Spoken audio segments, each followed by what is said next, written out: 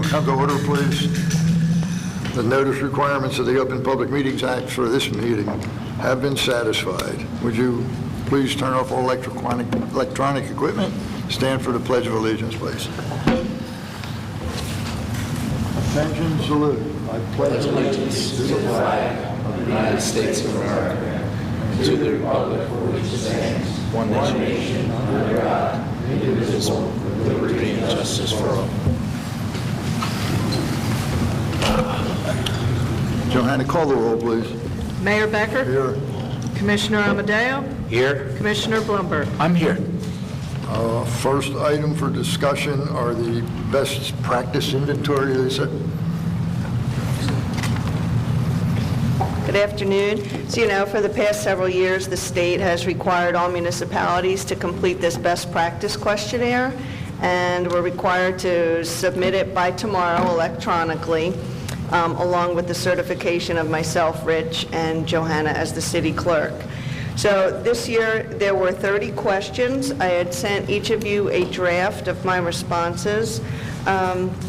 Just bear with me 1 minute. You need to respond affirmatively to at least 22 of the 30 in order to receive 100% of the aid that the city receives from the state, which what we get from the state is the energy receipts tax, approximately $800,000 a year. So out of the questions, there was 9 pertaining to general management, 7 under finance, 3 for procurement, 5 budget, and 6 personnel. And the results, as it stands right now, unless you want to change any in particular that you disagree with my responses, we have 18 yes, 6 are no, and 6 are not applicable. So our score is 24, which is an 80%, and we are eligible to receive 100% of our aid. I don't know, do you have any questions in particular, or want to discuss any in particular? No question. I'm good. John's good. Maury's good. Yep, Rich. I have one question. You and I were talking yesterday, and there was one open question relative to. Now, this report card is kind of strange. I mean, I've been doing this for a year or two, as a lot of other people have, like Lisa. And you always learn something. But instead of reporting on things like how we're doing with our tax rate and our spending and so forth, it's nice that they do that, a little bit of that. I learned something that one of the questions is, did we send any contract that we award over $2 million, we have to send to somebody at the state comptroller? I didn't know that. And if it's over $10 million, it has to be approved by the state comptroller. So Lisa and I were talking yesterday, and I'll speak for myself. I never had heard that law, and I guess it's so important that that question became one of the 30 top questions from the state this year. So I didn't know how to answer that because I thought maybe we had a contract over $2 million, but our clerk told me today that the last one we had, we didn't have any last year, so it would be non-NA, and we would get credit for that question, right? That's how I currently have it. That's what I didn't know, how you had answered that one, because but if we did, the last one we had that was over $2 million was when we did this rehabilitation of City Hall with federal funds, but that was like 3 years ago, 2 or 3 years ago. So just something for the future that we have to remember, one more agency to send something to, but I thought it was quite interesting. I really thought maybe they'd have some questions on your finances that were other than that, but that's what it is. Thank you, Lisa. Good job. Anybody else? All right, let's go to department head reports. Fred, why don't we start on your side this week? Since I'm the only one on my side. Tough living life like that, isn't it? I'm still working on a lot of the infrastructure for 1 South. I have most of it completed, but there's still some odds and ends that I have to get done in preparation for the court and the firehouse to be a part of our one big network. So I'm still working on that particular project. And all the other stuff is daily maintenance, police department, fire department in here, so. But everything else is great. Thank you, Fred. Johanna? Today, we received a map for the repaving of second part of Margate City. Lantier is ready to begin their Phase 1. There will be a letter sent to the residents that this will be affecting. They will do it in sections, 1 block at a time, so that if you are on one street, you will be able to park the next block over, and they will move in that type of progression. Kylie still has, I believe, about 129 homes to connect, and then we should be hearing from them on their paving. And that's pretty much, we have the election coming up. November 1st is the last day for your mail-in ballot, and we had the close of voter registration this past week, and the election is November 8th. Thank you, Johanna. Mr. Abbott? Number of items, Commissioners, Mayor, and city officials. As you know, we had our expert down for the blue light case this week. We've met with the homeowners' attorneys a number of times. Our prosecutor, Mr. Saig, and myself met with Dr. Tobias and the attorney for the homeowner. I'd like to think we've made substantial progress in trying to lessen the intensity of the lighting there. We will be receiving a report early next week with the suggested changes to the blue lighthouse so as to make it comply with our newly enacted light ordinance. And then it's going to be up to the homeowner whether or not he wants to comply with those requirements in that report, or we have to take it further. I'm hopeful and optimistic that he will cooperate, and we can resolve most of the differences between he and his fellow neighbors regarding the light issue.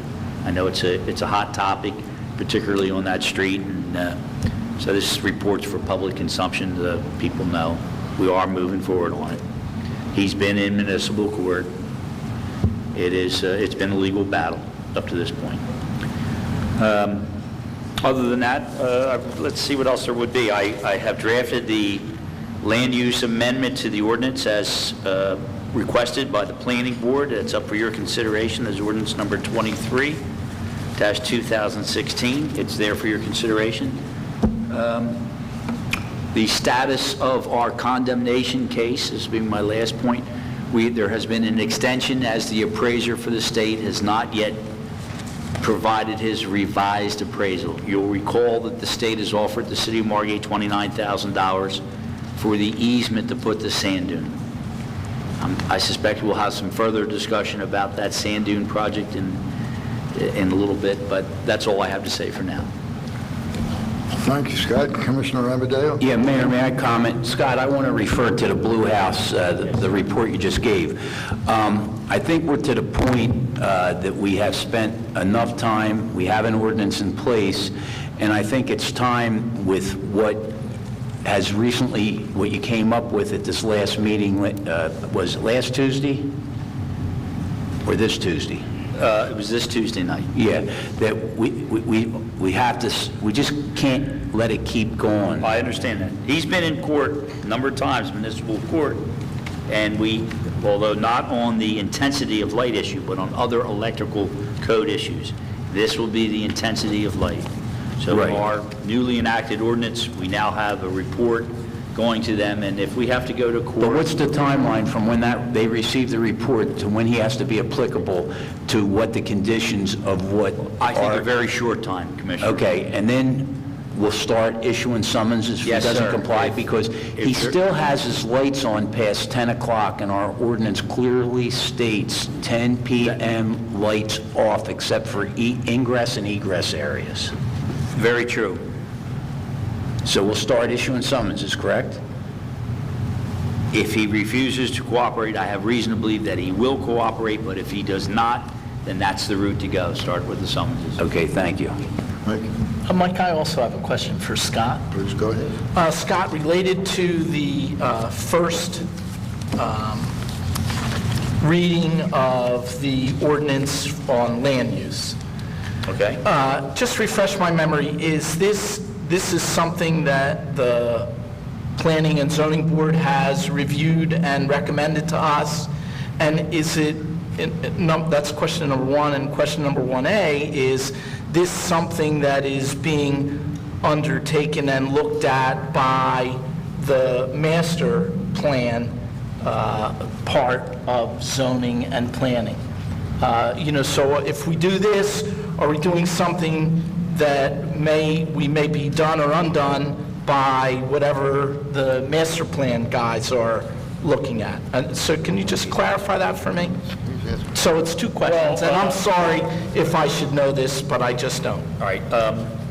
The planning board apparently has responded to some issues that have arisen regarding the most recent deck ordinance enactments of last spring. How much they've studied this, don't really know, but I got it in writing from their board solicitor.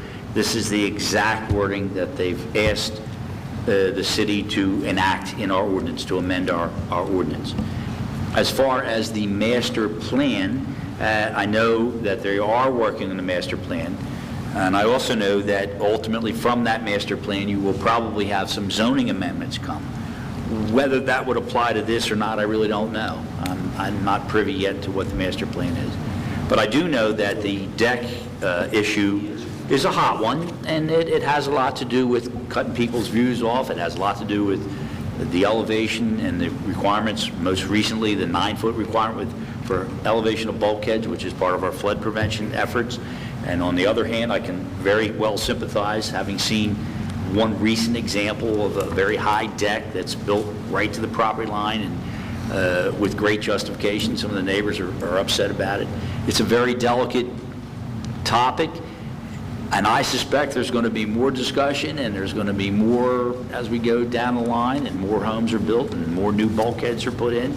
It's something that this is what our planning board has given us for now, and this is far from the last chapter, I'm sure, but there'll be further discussion. Go ahead. I guess, I would hope. I'm not clear on what this change does.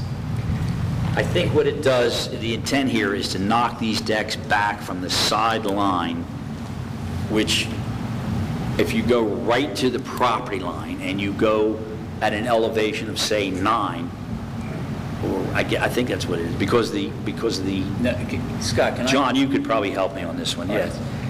Can I interrupt, please? All right.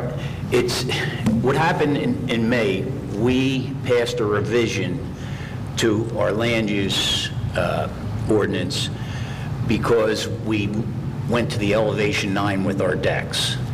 And as we move forward under FEMA and our base flood elevation at 11, what we've created is an issue where some of these higher homes would have 5 to 6 steps going down to a deck that the way our original elevation was. So the change we made in this by the recommendation of the planning board and Roger McClernand was to simplify it and not allow the deck to go to the property line. In lagoons, our original ordinance let deck go from property line to property line. This is allowing the deck to go to the building setback. Because what happened in one instance, and it will be the only instance that it happened in the city of Margate, and if you drive down Amherst Avenue, I'll let you know where the house is.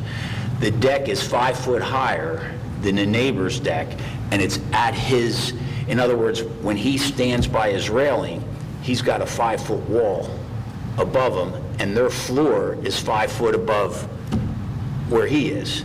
So what this does, it allows that house to have the deck at the elevation they need to be above the bulkhead at the new height elevation, so that they can leave their house and not encompass their whole deck with steps. It moves it to the setbacks of the house. Now, they can go for a variance, and if nobody complains, no neighbors are upset with it, then they can they can acquire a variance. But in this case, it just keeps the 3 foot on the one side. Size of the allowable deck. Right. Okay. There's a separation between the two homes. I got it. Thank you. You okay with that? Yep, thanks for clearing that up. You're welcome.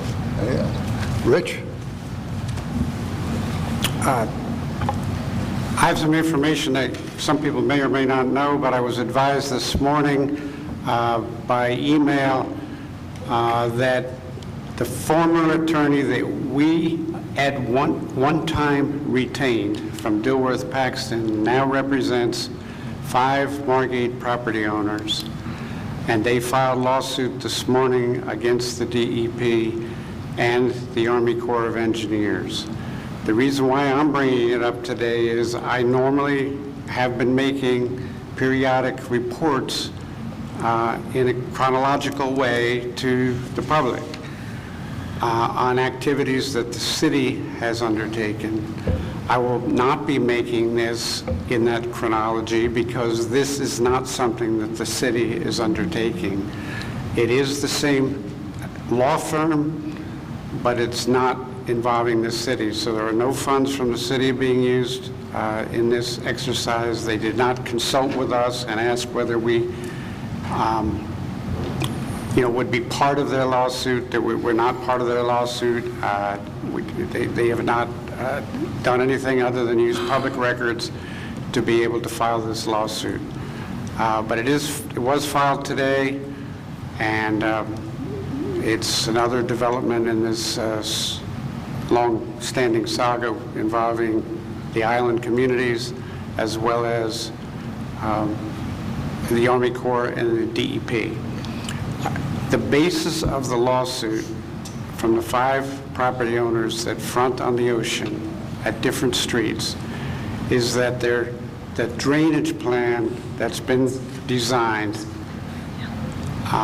is of a health and welfare concern to them. That is the very same reasoning that we have been in negotiations with the Army Corps and the DEP because of our concerns that the water will accumulate between the bulkhead and the dunes, and in some places a couple of feet high, according to our engineers. And while the Army Corps claims that it will dissipate through the sand, there is strong engineering reason on the part of their engineering consultants, as well as our city engineer, that this will not dissipate quickly. And we will have no ability to do what we do frequently, and that is to divert water from the areas closest to the bulkhead to the ocean as water comes through the scuppers or accumulates because of high tides or rainfall. So their reasoning is similar to ours, but we're not involved in the particular lawsuit that's being filed. And I'm just announcing that for the members of the public so that there's a clearer understanding of what you might read or hear about in the next coming days.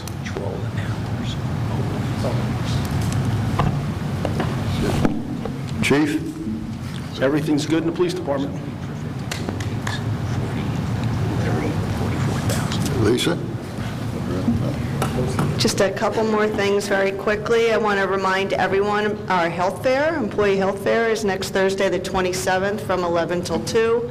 Rite Aid will be here to give flu shots to employees, and I also opened it up to employee spouses. You just need to make sure that you present your insurance card. There's no copay or out-of-pocket costs to the employees or the city, for that matter.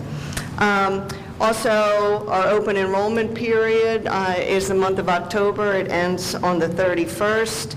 And the state released the rates with a 0.1% decrease from last year, so we're pretty much remaining flat. I also obtained our claims experience, which I forwarded to both of our health brokers who are currently doing a marketing analysis to see if we could get a better deal anywhere. But just from what I saw in our claims experience, I don't anticipate that happening. But I'll keep you posted as to the results once I receive them. And lastly, I wanted to mention, a few weeks ago, I told you I made application for this non-federal cost share grant. What happened is the state had released additional funds to reimburse towns the 10% portion for emergency protective measures that were undertaken as a result of Hurricane Sandy. You know, they've been reimbursing us 90%. It was our responsibility for the 10%. And Mayor Becker received notice today that they accepted the application and we will be reimbursed that 10%. So we will be receiving an additional $267,000. So that's good news to the city. Okay, and as soon as City Hall is done, I will submit another reimbursement request for that project, and hopefully we'll be able to get it closed out fairly soon. Good. Thank you, Lisa. Good job. Chief Tabasco. That's a lot of money. It is. We can use that. Fire department could use that money. Just Chief, kidding. why don't you define "we"? First, I wanted to thank Frank for helping us out at the Beach Patrol. Everything is closed up, and with the help of Public Works, the headquarters is now winterized and closed for the season. Thank you. I would like to mention, I sent out an email that tomorrow we are taking delivery of our new fire engine, and we are very happy and thankful for everyone at this table's cooperation to get that, and I appreciate it. Thank you. Thank you. Mark, you have any? Oh, that's right. I do it first. Frank, I'm sorry. It's okay. We finished our fall fire hydrant flushing. Everything went well. And if you look around town, you're going to start seeing a lot of red fire hydrants popping up. We're having a little program right now where we've been replacing them where they're needed all over town. This Saturday is Clean Ocean Action at Granville Avenue and the beach from 9 in the morning to 12:30. And we've been very busy not only with fire hydrants, but also putting in new water and sewer services. That's all I have. Okay. I'm going to jump in here, Frank. I'm going to thank you also because I have the pleasure of working with you on a daily basis. I want to thank you for your help and all that. And I want to announce also on Frank's behalf that Frank has been selected to receive a Superintendent Director's Award by the New Jersey chapter of the American Public Works Association. So we should all be very proud of that, and that will be awarded on November 17th. Thank you for all you do, Frank. Mark? Nothing to report, Mike. John? Yeah, just briefly, Mayor, just to fill in yourself and Commissioner Blumberg, Rich and I had a short meeting, but very beneficial meeting last week, Thursday, with Dan Adams, who the chief has graciously allowed me to use his expertise attending workshop meetings with the municipalities of Atlantic City, Pleasantville, Ventnor, Margate, and Longport involved in shared services. And Dan filled us in on the many aspects of what they're accomplishing during these work sessions. And on November 2nd, at 12:30, hopefully Dan, myself, and Rich Deeney are going to attend a formal meeting where a presentation is going to be made on several things that we feel, the committee feels that the cities can join together in and naturally save taxpayer money. So I wanted to thank the chief again for allowing us to use Dan to attend these sessions. Dan's done an excellent job. He takes notes. He reports back after every meeting. He goes, Chief, it's every 2 weeks? Every 2 weeks, and then every 3 to 4 months, they call it a stakeholders meeting where they put on the table what they've come up with and what possibilities can work out of it and who's interested in that certain thing. We're looking at elevator inspections. We're looking at shared services with major maintenance. Atlantic City has a maintenance shed that is subcontracted out to an outside contractor that has been very successful for Atlantic City for work on big equipment, not necessarily police cars, and smaller vehicles which have to go back to the dealerships. But we're going to have a presentation next the Thursday the 2nd, or Wednesday the 2nd, in reference to that. So I just wanted to mention that so that the public can be aware that we're always working in a fashion to look at saving taxpayers' money. Thank you, Commissioner. Anything else? We'll open now for public comment. As usual, 3 minutes on any subject that was discussed here today.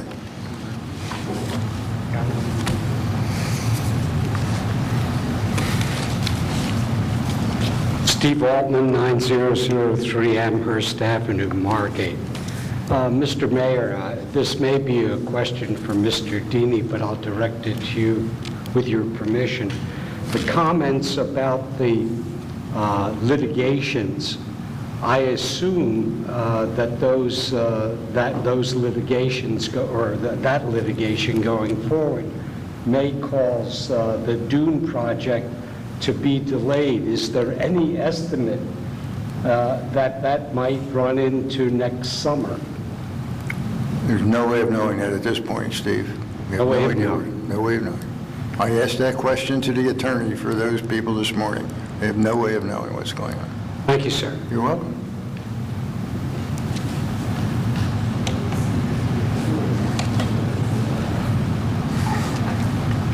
Sewell, 22 West Drive, following up on the remarks of the city administrator concerning that email he received this morning. It seems to me that the city squandered $325,000, Mayor. You buy lots of books for $325,000. But to drop the ball when we have 5 Margate citizens acutely interested in a topic that should have been bargained for those $325, and it's the outflow pipes. The Army Corps of Engineers guesstimates that it'll take 24 hours for those floodwaters to percolate through the sand. And you know, you can do a lot of damage, a lot of water damage in 24 hours. Immediately after Sandy Storm, we walked along the Ventnor Boardwalk and we observed just how the water backed up behind the dunes and kept the beach blocks flooded for at least 24 hours. This is unacceptable. It's a huge, huge cost to homeowners to sustain this type of saltwater damage to their electrical system and their appliances. I would suggest something far thriftier than $325,000. With a little bit of craftsmanship, a wordsman type of application, we are free to submit an amicus curiae brief. Mr. Deeney could do it himself, perhaps with a little assistance from our esteemed solicitor. And we get a second bite at the apple, very cheap, Mayor, very cheap, on the cheap. And I strongly suggest, rather than squander the $325,000, we piggyback onto that suit those 5 homeowners have filed, and take advantage of that to get the outflow pipes back on the table where it should have been from the get-go.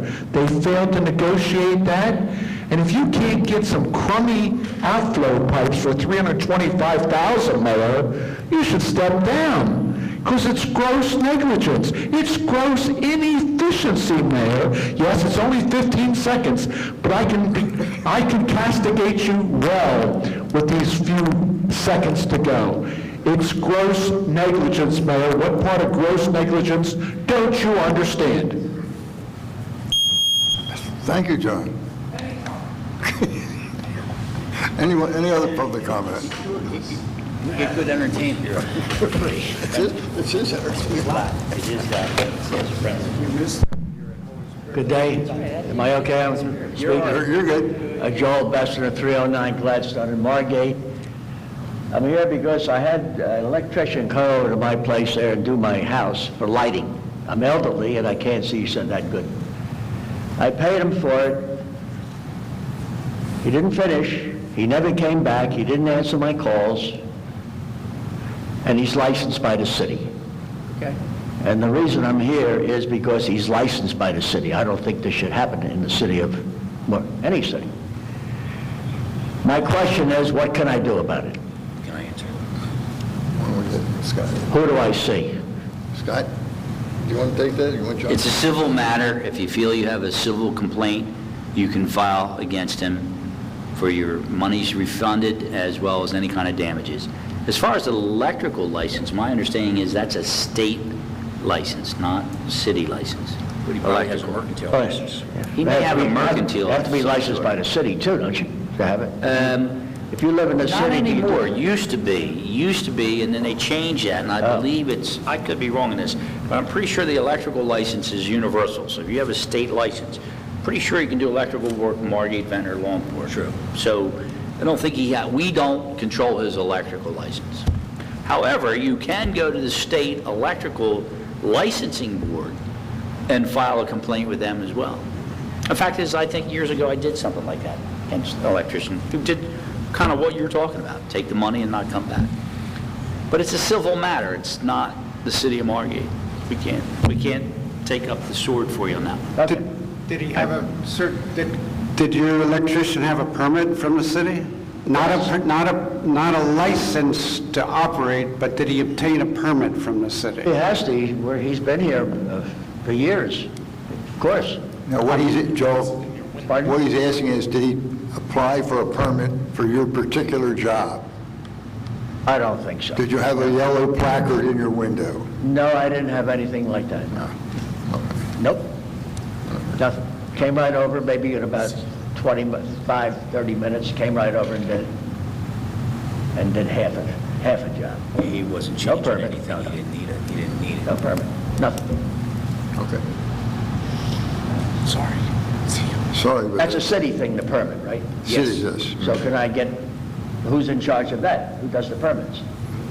Maybe I Well, can go that to would- somebody here. I'll talk to you at the break, all right? Okay. Well, you hang around between meetings, we'll talk to you, okay? Pardon me? Hang around, and between meetings, we'll talk to you, okay? Because you're about to run out of time. Don't leave yet. Okay, Okay. I'll be here. Thank you, Joel.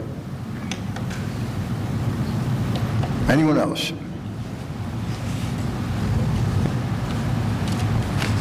I'll make a motion to close.